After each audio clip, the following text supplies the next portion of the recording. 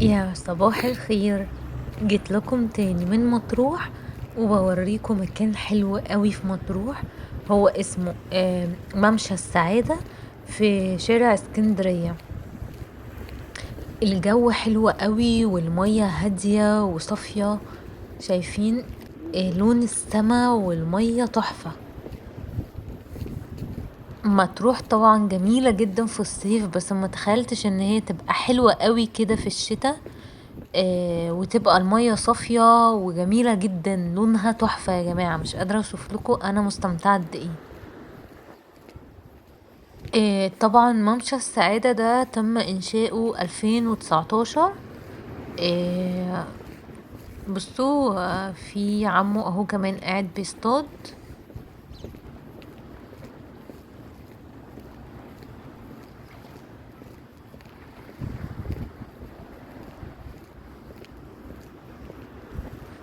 جماعة، حد راح مطروح قبل كده في الشتاء؟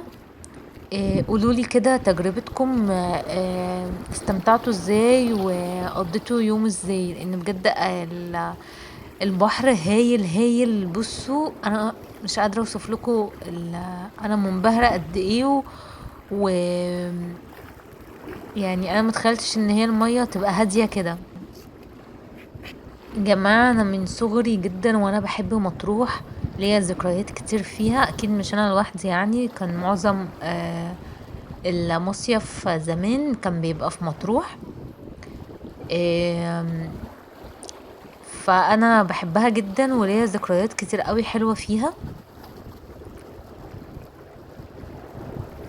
خصوصا شاطئ رومل. يعني شاطئ رومل ده عشقي بجد، بحبه جدا. مستنيه اشوف عمو اصطاد ايه، بس لقيته ما اصطادش حاجه يعني، مع ان المية حلوه يعني.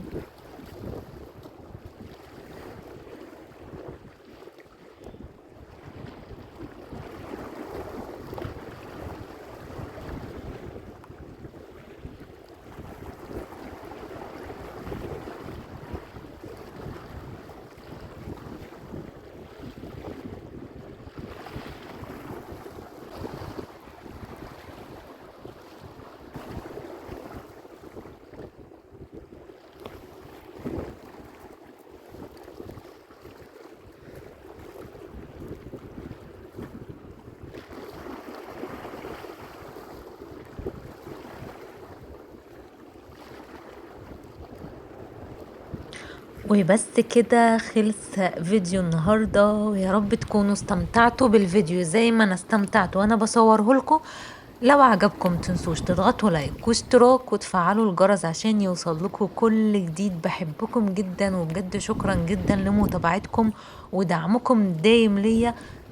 انا بحس بفرحة جدا، وحقيقي بيفرق معايا جدا لما بلاقي منكم لايك وكومنت، بتشجعوني اكتر ان اعمل لكم فيديوهات زيادة. استنوني في فيديو جديد قريب جدا. بحبكم قوي، شكرا ليكم، باي باي.